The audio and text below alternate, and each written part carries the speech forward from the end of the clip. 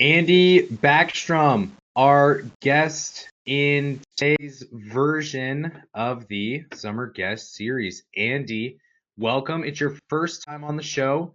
So we're obviously excited to have you here. We've chatted a little bit over DMs on Twitter, but excited to talk today. Welcome. Any highlights? We're recording on Monday. Any highlights from your Monday? Any big news? Any hard-hitting stories you plan to cover this week?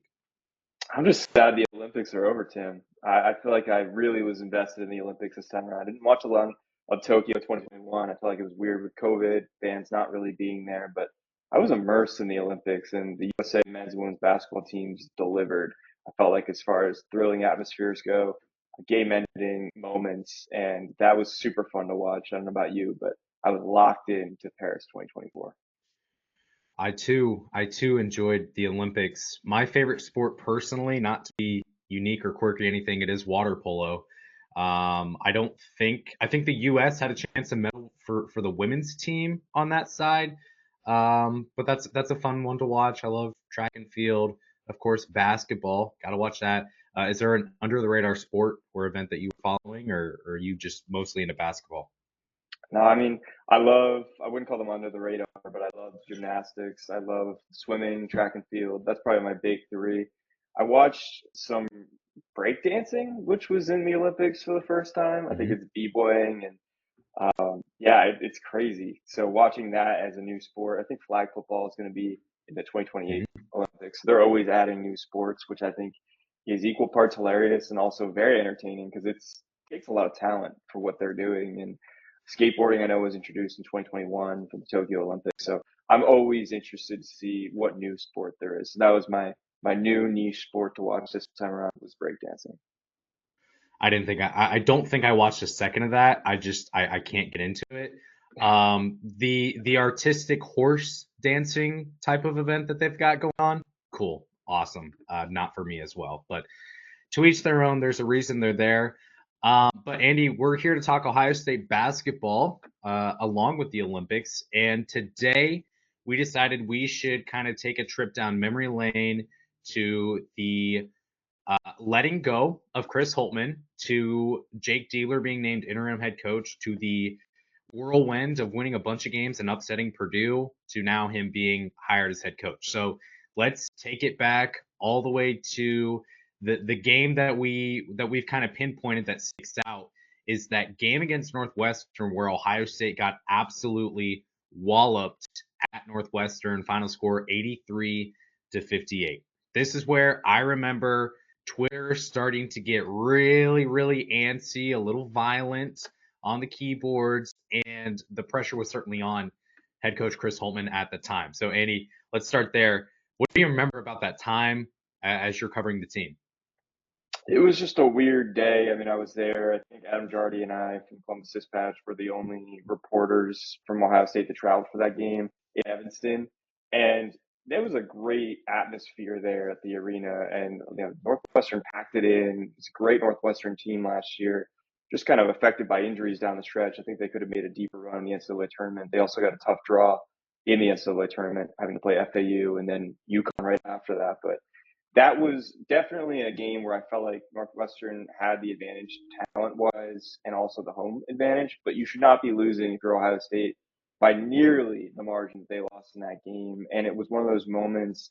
I remember Adam and I kind of looked at each other and were like, okay, how do you come back from something like this? It just felt like there wasn't the energy or the effort. And I remember post game with Chris Holtmann, at that point, you're just kind of trying to find out from the head coach, is there something you can get out of your guys in terms of that effort? Is there something you can get them to be getting to that next level? And it just felt like there wasn't an answer to many things. And you kind of felt for everyone involved because Chris Holtmann's a good head coach, good head basketball coach. I'm really interested to see what he does at DePaul. But there was a point in that season where it just felt like there wasn't a coming back. And that was one of those points where I was like, okay, there's just no way that they're going to be able to come back from this. And looking back, I mean, that really was a telling point in the course of that season. Yeah, and it's funny that you mentioned this game. The last time I spoke with Coach Holtmann was right around that time. And I've said it on the show before. He expected to finish out this past season and to get another season this upcoming year under new AD Ross Bjork. I am curious to hear what you think the vibes were talking with Coach Holtmann at that point in terms of morale. Like, I don't know how you take a whooping like that. What do you say to your team? How do you address your team at that point, getting crushed by Northwestern, which was, like you said, Northwestern was really, really good last year. For the past 2 seasons, they've had some pretty high end talent, especially in the backcourt, and they've won some games. But it's still Northwestern. It's still a program that's going to recruit at best 3 stars and 2 star level talent and try to patchwork together some things. It's not at the level that the Ohio State University is. So, do you remember anything about just the energy admitted from players or coaches during that time? It was low energy for sure, and you felt for the guys. Bruce Thornton was great talking to the media, which again was, I guess, just Adam and I afterwards. But it was a weird atmosphere because you get the sense at that point, I think they had already lost, several games in a row. I guess that was their, yeah, part of a 5 game losing streak and part of the 8 and 9 stretch in that season where they lost 8 of 9 games. And it was the same thing as the year before when they lost 14-15, and it was just this drag, and they couldn't get a win. It wasn't that they were talented enough to win. It was that, some guys would be on one night and then the rest of the team wouldn't be. And it was almost like if it wasn't Bruce Thornton scoring, if it wasn't Roddy DeGale scoring, then, who was it going to be? And then Jamison Battle would be on, and then the other two wouldn't be. Like, you couldn't get all three on at the same time. So the energy afterwards, it was definitely deflating, it felt like. I mean, some guys were up and willing to talk, but it was even a bad look. I remember Chris Holtmann didn't speak in the regular media room because there was no need to. I mean, it was just Adam and I that made the trip. But it ended up being kind of a fiasco with the Big Ten network because they did televise his press conference because he wasn't in the main room. So they had reported on Big Ten network that he had declined to do his press conference, which was wrong, but it was just another bad look in weeks and weeks of bad looks. And that was not Chris Holtmann's fault, nor was it really anyone in Ohio State's fault. But it was just another like insult to injury for a stretch that was just really tough for everyone involved. And it was just not what you would like to see from a program that was trying to have a bounce back year last year, and especially at the time for the veterans like Jamison Battle and Dale Bonner. Those guys came to make an NCAA tournament, and at that time, it just looked so bleak that any postseason, NIT even, was just out of the question at that point. Yeah, and I think you have the unique perspective too. It's really you, Adam Jardy, Connor, who joined the show last week. There's not a lot of people who are with the team game in and game out and understanding what the vibes are like, how are people carrying themselves, things like that. So one thing I found interesting is last year, Coach Holtman had talked a lot about there's no leadership on this team. We need people to step up and be leaders. Bruce Thornton gets named team captain in the middle of the season. And then this past season, that was not something, at least that Coach Holtmann had admitted to me was an issue, was the leadership. He said, Bruce has been great. That's not something that we have a problem with. So from you being so close to the team last season, was there anything else that you could pinpoint, or was this just a group of guys that couldn't win under Coach Holtmann? I think they just needed a change. I think there was leadership. Jameson Battle was a big leader for this team, especially in the back half of the year. I think when he got in, he was a little bit more soft spoken. He didn't want to step on toes. He wasn't even as aggressive as a player and as a scorer the first, month of the season. But once they got into Big Ten play, he was the big leader for this team. Even in that Northwestern game, I remember him being in a huddle, getting the guys going. And at least there was that spark of energy from the leaders of the team. And again, I would say Bruce Thornton and Jamison Battle were the two biggest leaders on that team. I think Zed Key had a voice at times, certainly, and was respected in that locker room. But there was just, there was the oomph, but there wasn't the result. And guys weren't on the same page, too many turnovers.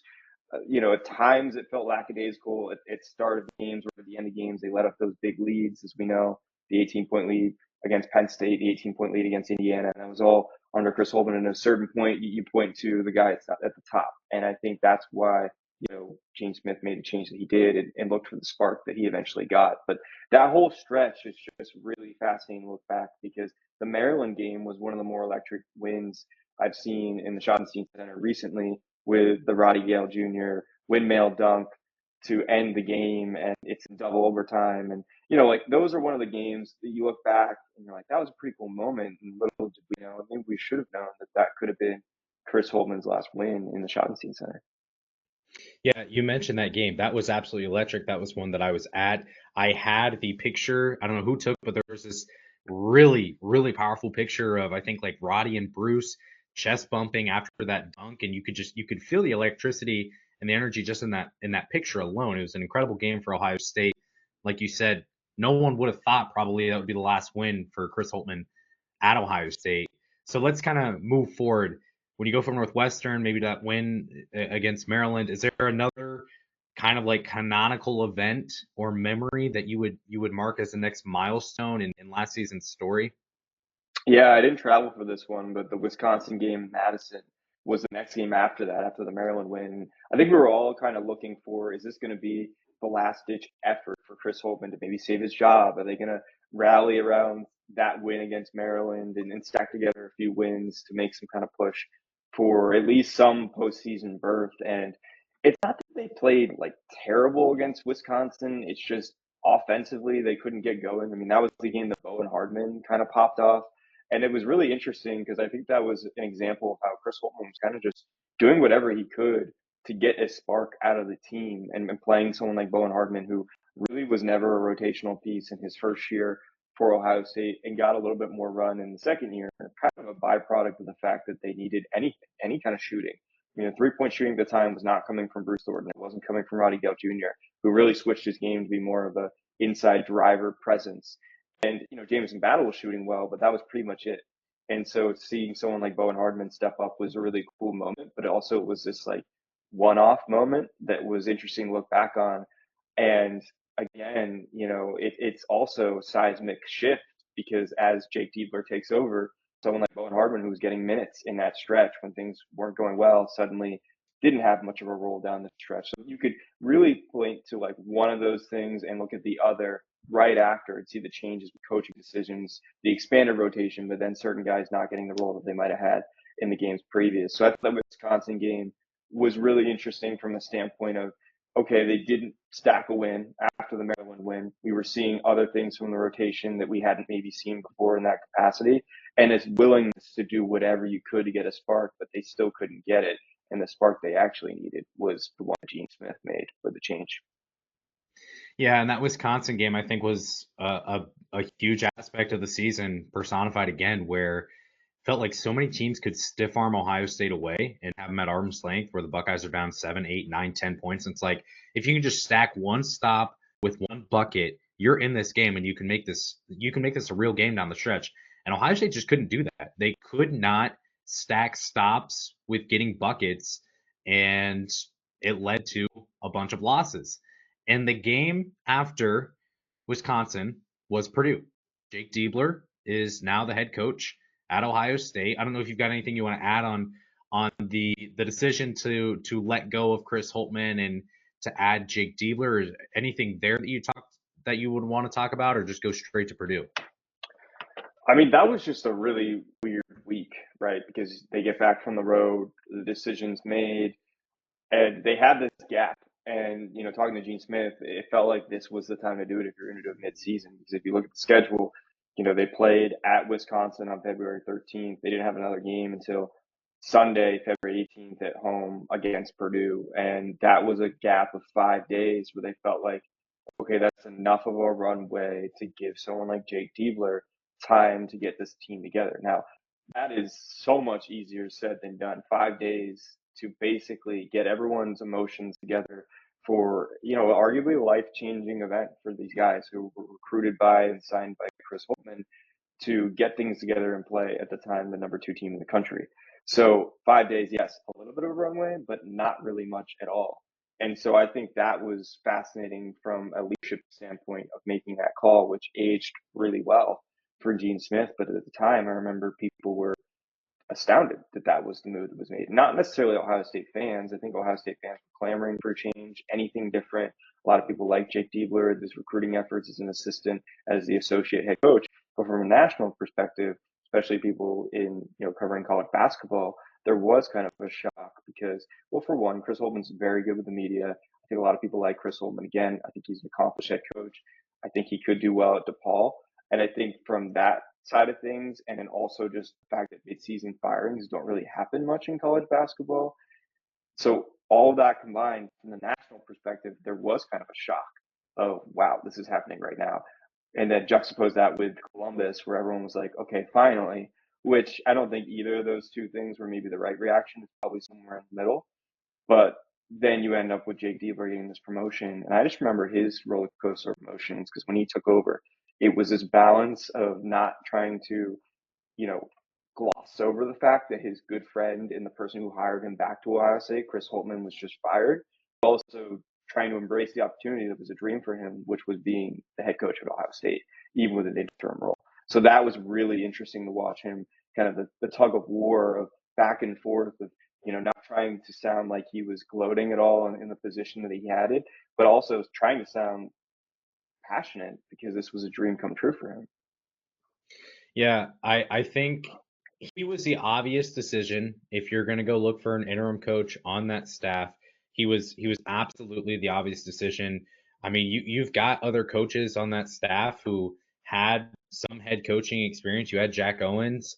The resume was not there, and if you're looking for someone to unlock the potential on this team, I think you have to go to the guy who's recruited a lot of these guys and shows more promise and potential than a coach who couldn't go over 500 at Miami after retaining pretty much his entire roster in his final year there at Miami. And that's no knock on Coach Owens. It's just the way that it went. So it seemed like Diebler was the obvious decision there.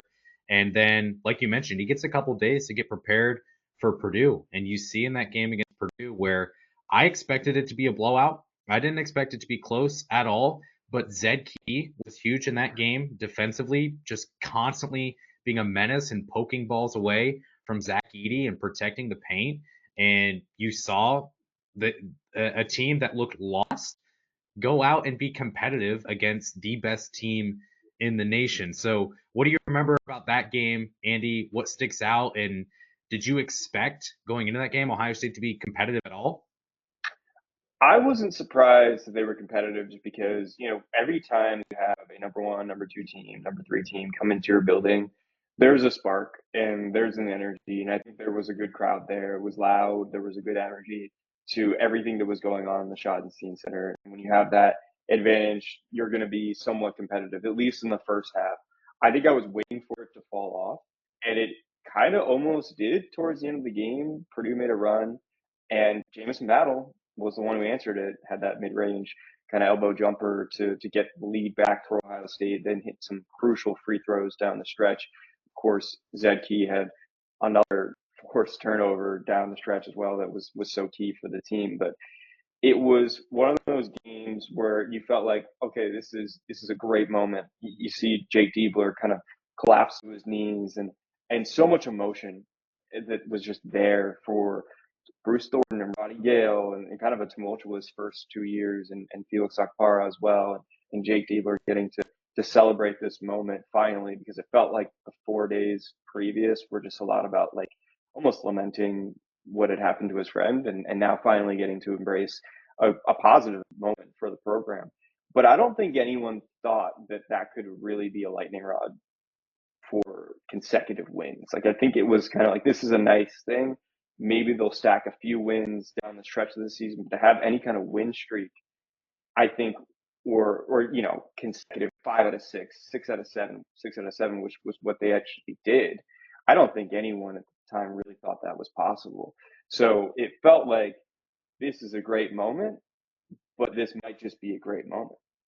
hmm Yeah, and then I think a lot of people forget that Ohio State lost that next game, that Minnesota game at Minnesota. I want to say it was either an 8 or a 9 o'clock start time, and that game, just as much as the Purdue game felt odd, that felt like a weird game too, like a dream that it was a dream. Like everything else that happened last season, it makes sense that Jake Diebler went out and rattled off a bunch of wins for Ohio State. But that Minnesota game was weird, and then sandwiched in between a Purdue, a win over the number 2 team in the nation, and a buzzer-beating win over a perennial powerhouse in Michigan State. is that loss to Minnesota. So I think a lot of people forget that. Obviously, it didn't end up mattering at all. But you remember anything about that Minnesota game, or do you want to kick forward right to Michigan State? I remember they did not rebound the ball well at all. They didn't finish defensive possessions. Minnesota just outworked them on the offensive glass, and that was a big thing that they emphasized against Michigan State. It's the reason why they won that game is because, especially Devin Royal coming off the bench, rebounding well, finishing defensive possessions, which against the Michigan State team that was running in transition and can really get on teams fast. That was such an emphasis for Jake Diebler. So that Minnesota game, remember at the time, Minnesota was making a push for the NCAA tournament. I actually thought that they might have made the tournament had they continued to play the way they were playing. They just kind of folded down the stretch. But like Ohio State just never had an answer for Dawson Garcia in every game that he played them. So I think he had 22 points in that game. Elijah Hawkins had 24. Farrell Payne had a really good game, 15 points. It was just an onslaught in the front court. And it felt like kind of what you said about the Wisconsin game. A team would just get the lead on Ohio State and keep them at arm's length. And I felt like that was the Minnesota game. And that was the big thing going after that, right? We talk about the great moment at Purdue and then this setback against Minnesota. It was like, okay, what's it going to be? Is it going to be the team that played against Purdue, or is it going to be the team that played against Minnesota, which felt a lot more like the Chris Holtmann era, or at least the end of the Chris Holtmann era? And that was why that Michigan State game was so important. Plus, we forget the losing streak on the road. I mean, it had been, I believe, 18 or 19 games in a row that they had lost on the road. And that streak finally ended in East Lansing. Yeah, so that was obviously a huge win for Ohio State. At that point, I remember doing the recap and saying if Ohio State is going to have any shot at getting onto the bubble, it needs to win 2 of the final 3 games of the season and then go make some noise in the Big Ten tournament. Once they picked up that win over Nebraska at home, where they were able to outshoot one of the best offensive teams in the Big Ten, that's where it became real. And then that Michigan game, it's if you lose, you're out. You can't take a quad 3 loss. You can't lose to a team like Michigan that was absolutely awful in every metric. It had no shot of going into postseason play with any momentum. And then they pick up that win, and then you go at Rutgers, and you need another road win very, very badly. And if you can pick up that win, you've got a real shot to potentially make some noise and play your way onto the bubble in a Big Ten tournament where pretty much every game you play is going to matter and it's going to look good on a resume if you pick up the win. So those final couple of games, did you notice anything in particular from the team, from Coach Diebler, or was it just same old Ohio State starts to look like a good basketball team? Because those final 2 games, they won each of those games by 20 points or more. Yeah, the Nebraska game, Nebraska had been bad on the road all year. Nebraska was a great team. They made the NCAA tournament, and that was really cool for their program, having not been there forever. It was just like, that was cool to watch. But they did not play well on the road all last season. So the fact that Ohio State did win that game was not super surprising to me. I felt like they did a much better job on Rick Mass in that game because Mass just completely destroyed them in the first game when they were playing in Lincoln. So that was an important win for the resume there because, again, Nebraska was an NCAA tournament team. But as you mentioned, the next 2 games, Ohio State took care of business. It wasn't just that they won. To me, what stuck out was that they won with dominance and they didn't leave any doubt. Like against Michigan, it was just complete clobbering from the start. And I think when you look at the program, that just wasn't happening the last 2 seasons, really. And I think that was an important sign of confidence and cohesion for this group. And Jake Diebler was really riding with this longer rotation, which is so cool to me to watch because, covering college basketball, as you know as well, teams will collapse their rotation at a certain point in the season. They'll cut it down to 8 guys, 9 guys maybe. But at this point in the year, he was going 10, sometimes 11 deep. And, guys like Austin Parks makes a big basket against Purdue. You have Taysom Chapman starting to hit a 3 every game. Those were the moments where you really see the confidence of these players. Devin Royal comes to mind first, of course, having the breakout at the end of the year that everyone wanted to see from one of those freshmen. I think that was the big thing that stuck out to me was the confidence of the group. They were finally playing like their talent indicated they should. And that combined with the leadership I think they always had with Bruce Thornton and Jamison Battle was fun to watch. Jamison Battle, I believe it was after the Nebraska game, gave the great quote about like, well, this is March, like get ready. I forget the exact words verbatim, but you could just tell that they were confident. And I think during the thick of the season, it just didn't feel like that. It was an energy shift for sure. Yeah, I think it was. I want to say it was the Nebraska game where if you're watching live, they cut to commercial and they're showing a replay of Jamison Battle hitting a three or something like that, and he says, "I'm not going effing home." I mean, he went to Ohio State. He transferred to Ohio State not to get finish off a degree or go get a master's, whatever. He went there so we can go play in the NCAA tournament and go advance in the NCAA tournament as well, which obviously Ohio State wasn't able to do. But he was motivated. And like you mentioned, him and Bruce Thornton became the two-headed monster for Ohio State. They were scoring consistently, each of them playing really good basketball. And like you said, Tayson Chapman making, I think, 1 3 per game and like maybe 5 of his final 7 or something like that. I've mentioned that on the show before. He's played really well down the stretch. Not having him this year obviously hurts. And then Devin Rowe playing really well as well. I have said before, I hope that he takes the EJ Liddell progression where you start to see him work on one area of his game each year and he really begins to flourish. And I think that he has the potential to do that. And then you go to the Big Ten tournament where it's the beginning of March and I remember it being a little bit more unseasonably warm March and baseball's coming back. And I'm excited for all that. But I'm looking here at this Ohio State team where a month ago, when we were in the dead of winter, it looked like this team was dead. Like there was no shot they were going to be playing in any kind of tournament after the Big Ten tournament, after they take a loss to Minnesota or something on Wednesday night. Instead, they are the hottest team in the Big Ten at that point, going into a game against Iowa where they're looking to avenge a loss. They'd won 4 in a row at that point. That 6:30 game on, I think it was a Thursday night, you go out there and at this point, if they win, all bets are off. Ohio State's playing on house money. So that Big Ten tournament, I'm sure you were there in Minneapolis covering it. What sticks out from the 2 games there? Well, they didn't really get a lot of help from the bubble. And I remember being there and Yep. they beat Iowa. And that was obviously really exciting for the program. But then if you're watching the scores all around, like I remember Mississippi State was winning and like there were times where I was like, okay, maybe because I went into the tournament thinking they need to win 2 games and they'll be in. And then I was like, okay, maybe now they need to win 3 games. And like you're kind of moving the goalposts a little bit with what it would take for the resume. And that's the crazy thing about the quad system is that you can have a quad 2 win and it might be knocked down to a quad 3 win at some point in the season. So you're constantly looking and your resume changes out of your control sometimes. And there were some tough games that I look back at the schedule that would have helped the resume in a normal season. You beat UCLA in the CBS Sports Classic, but that's not a great win because UCLA has a down year. You beat West Virginia in a neutral site game in, the Mortgage Fieldhouse Arena or whatever in Cleveland. And that normally against the West Virginia program that's typically decent would be a good win, but it's not because West Virginia has a terrible year. So like there are wins like that I was looking at the time being like, okay, that's not helping the resume at all now. But I do remember that Iowa game being really fun back and forth. Iowa lost by 12 points, but it was much closer than that. And Peyton Sanford was ridiculous. I mean, he just kept hitting threes. And I felt like that game had just such a back and forth nature to it. It was 2 teams that I felt like were both better than their record indicated.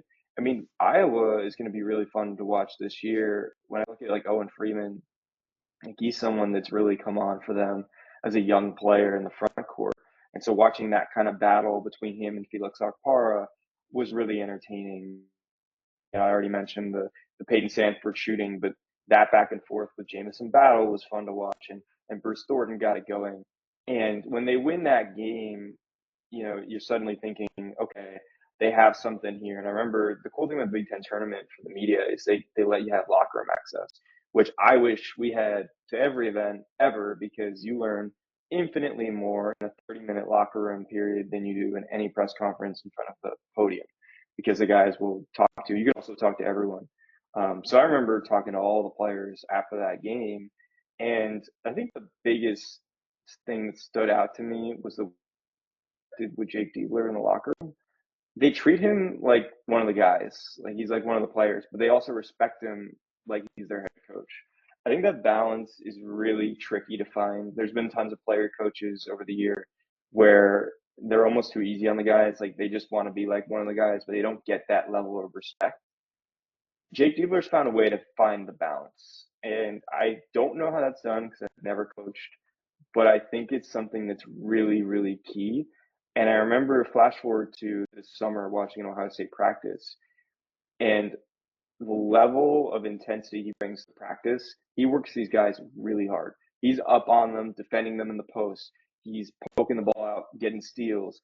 He is just hounding them. Like he takes it really seriously. So he still plays in practice like he's a player, so he goes both ways in that regard, where he gets the respect and the jeering and the joshing around and the joking, but he also drives these guys. And I think I remember in that locker room moment of just being like, okay, this is why it's working right now. Like they really like him, but they also really respect him, and they're playing hard for him. And I remember thinking, okay, they might beat Illinois. And looking back, like they were close to beating Illinois really in that game. I remember there was a point in that game in the quarterfinal where I thought they were going to pull it off, but then Dane Danger was just a thorn in their side, and I think that was really the problem with last year's team, which quite honestly could be a problem with this year's team too. Just not having that big body that could anchor. As much as Felix Okpara took that step as a center that put on weight, it still just wasn't enough to play bully ball against some of those big guys in the Big Ten, and I think that ultimately spelled their doom. Yeah, and you bring up a couple really good points. I think one thing, another team that we were looking at that point, I remember I was doing a show per day. Every morning I was sending out a tweet of, hey, these teams could be a quad two win by the time we're done today. One of those other teams that we were looking at was Santa Clara. I believe they were just outside the top 100 in Ken Palm or whatever the heck, or the net, I believe it is. They're just outside the top 100, and as they were going on their conference tournament run, they were right there, and then they dropped out a couple spots, and that kept Ohio State from, I think, another quad two win. So some things are just outside of your control. You've got to go out and win more games so you don't have to leave it up to other teams playing. But Oregon, NC State, like you said, Mississippi State, some of these teams come huge runs and just steal a bunch of bids that it likely would have taken 3 wins to at least be on the bubble. And maybe if you get 3 wins, you still don't get in the tournament at that point. But that Illinois game, I personally very annoyed. Terrence Shannon Jr. His driving ability became to the point where it was just I'm gonna flail myself at the rim and just continue to get calls and credit to Illinois for not making adjustments when they didn't need to because no fouls were being called. But it felt like maybe there was a charge or two there that should have been drawn in Ohio State's favor. They go down and they lose a game that they most certainly probably should have won, but they lose by 3 after leading for the most part of that game. But even with the NIT, you pick up a win over Cornell that was ugly. They still win. You go take care of business against Virginia Tech, and then the loss to Georgia. Obviously, it wasn't ideal, but the entirety of the final month of the year was, man, look out for Ohio State next season. Then you see what they do in the portal. There's a lot of hope for the team coming into 2024, 2025 season. Now, thanks to what we kind of saw transpire over the final few games of the year with Jake Diebler at the helm. So as you look at, the way things closed out in the NIT and heading into this upcoming season, are people high enough? And some people are saying Ohio State is a top 15, top 20 team. Some people are ranking them outside the top 30-ish or so. So where do you see Ohio State with everything that you've seen so close to the program? Yeah, I don't think I'm ready to say top 15 right now. I think fringe top 25. Like, I don't think it would be disrespectful if they weren't ranked going through the year, just because I think there's a lot they need to prove. Their ceiling is very high. I mean, you bring in two former top 20 overall prospects from the 2023 class in Sean Stewart and Aaron Bradshaw. I mean, that is intriguing for sure, but they have yet to play starter level minutes. There's a lot that this team needs to prove. Michi Johnson's back, had a couple great years at South Carolina. How will he do back at Ohio State? How will he mesh with Bruce Thornton? I think that will work really well. But again, something to prove. Like, there is a lot this team needs to show. They don't have the benefit, which I thought they might have when Jake Diebler was hired full time, of continuity. I was a little bit surprised at just how many players transferred. I'm not surprised that some did. I mean, that's just the nature of the sport nowadays. But to replace 5 guys, that's hard for any program. I don't think that's a reflection of the hire at all. Like, I think that was annoying to deal with fans kind of freaking out about that. This hire was made for long-term reasons. Jake Diebler's ability to recruit within Ohio, which, by the way, is really, really doing well right now on the recruiting trail as far as Ohio State talent.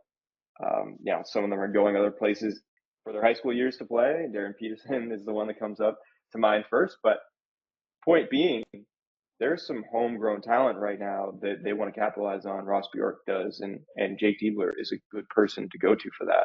So this hire was made for long-term reasons, but the short-term results are going to be very interesting because now you got Dusty May, Michigan, who was also included in this mix, and it's going to be for the next 5 years, fans from both programs comparing, okay, where's Jake Diebler at and where's Dusty May at, and that is going to be fascinating to watch that comparison play out. But I think this team, as I go back to all the time, they got to prove it. I think they have NCAA tournament Sweet 16 plus level potential, but I think the last 2 years of Ohio State basketball had a lot more potential and talent than they produced. So we have to see. Yeah, I think at this point, you look at the roster, the continuity, will they be able to mesh? That's a major concern. But the good thing that you see is the buy-in, not just from what you saw last season, but you get the commitment of Marcus Johnson. You get the commitment of Michi Johnson, for example. That entire Johnson family has bought in on what Ohio State is doing. And you mentioned the talent in the state of Ohio. It is a stacked 2024 class, 2025 class, 2026 class. There's a lot of really good talent in Ohio high school basketball right now that obviously Diebler is going to try to take advantage of. But I think Ohio State at this point, they're positioned with the arrow pointing directly up. It's not kind of sideways and kind of trending up. This is a program that may not have a huge spotlight on it heading into the season from casual college basketball fans, but those who are paying attention to the game and the program and things like that, they're going to see this Ohio State team as one that can make a lot of noise and create some damage heading into the season. I guess the last thing we'll cover here, this schedule for Ohio State is brutal. There's a lot of good teams. They'll kick off the year with Texas. It's not Oakland like it was last season. You get Texas in Las Vegas because there's no better place to play a college basketball game. Why play it at a home venue when you can play it neutral site and sanitize everything? That's great. Same thing with Auburn. They'll get Pitt, which was an NCAA tournament team last season. Kentucky, obviously, as well. So what are your thoughts on the schedule, especially in that non-conference that Ohio State's going to have to take on? They're going to have to mesh quickly. They got to mesh quickly. They got to win some of these games for the resume. I don't think it's going to be a case like last year, like we talked about, where you're playing these marquee programs and it's not going to end up mattering for your resume. I think these are going to be important games that you need to win for down the stretch of Big Ten play. If you're middling around 500 in Big Ten play, if you're near the bubble, like, these are games you need to have on your side. Texas is a great game to start with. Even if they drop that one, you got other opportunities against SEC teams. You got the home and home to finish up against Texas A&M. You have to go to College Station. That's really the only true road game in the non-con slate. But then, you mentioned the Auburn game. Like, I think that's winnable down in Atlanta, another homecoming for Bruce Thornton. He didn't have a great homecoming the last time they were there for the CBS Sports Classic against UCLA. So maybe he turns around, has a great game there. They also play Kentucky in the CBS Sports Classic this time around. That's back in Madison Square Garden. I was there 2 years ago, I guess, when they played UNC, and that was an electric environment. So I'm glad that event is going back to New York City. But yeah, they got to win some of these games. They got to stack some wins. I don't know how they're going to come out record wise. And the other games they have, I think, are super winnable. You're playing Youngstown State, that's a win. You play Evansville, that's a win. Campbell, you win that. Green Bay, it's interesting, obviously, with Doug Gottlieb taking over that program. I wonder what that's going to be like. I'm looking forward to that media availability after that game. Pittsburgh, you mentioned, that's a good one. I think that was a really good scheduling move by Ohio State. I heard about that earlier in the summer. I knew they wanted to have another power conference team. And I think, with the ACC Big Ten Challenge being extinct at this point, to have your own kind of ACC connection, I think was really important. And as you mentioned, like Jeff Capel's kind of gotten that program in the right direction, making the tournament, um, and actually having something to kind of go off of from a couple years ago. So I think that's going to be a fun game to watch too in Columbus. So I like this schedule a lot. Valpo's in the mix too. Jake Diebler had this schedule as alma mater. I like the way it plays out. I think there's some exciting games to watch. I wish some of those marquee ones were at the shot, rather than neutral site. But it's still going to be fun to watch on TV if you're a fan. And lest we not forget NIT sweetheart Indiana State, who everyone clamored should be in the NCAA tournament. Obviously, anyone with half a functioning brain knew the resume did not stack up, and Indiana State should not be in. They're probably not going to be the team that they were last year, but Indiana State, I think, to close non-conference play as well for Ohio State. And to me, I've said this before, I think it just signals Jake Diebler is very confident that he can make noise. I don't think that you're going to schedule these types of games. It's going to create a lot of hype around the program, but you're probably not going to schedule these types of games in year one if you don't feel like you can go out there and stack some wins in the non-conference. So Ohio State has a lot to play for in the upcoming season, the first season with Jake Diebler. Things seem to be on the up and up for the program, only a couple months away from finding out how things go. So Andy, appreciate you being on the show today. In the intro, listeners already know this, I've plugged all your stuff. Anything else you want to plug? Anything else you want to share? Anything like that? Just excited for the season. Again, sad the Olympics are over, but basketball is going to be back somewhat soon, at least. And yeah, I'm really excited to see the start of this new era. I think whenever there's a new head coach and a new era of a program, it's a really exciting thing for fans. I'm expecting those first few games to be electric in the shot, just the way it was at the end of the season. I think the NIT games were some of the most fun basketball games I've covered in the recent years. So I'm expecting people to pack the shot and there to be good energy, and I'm excited for that.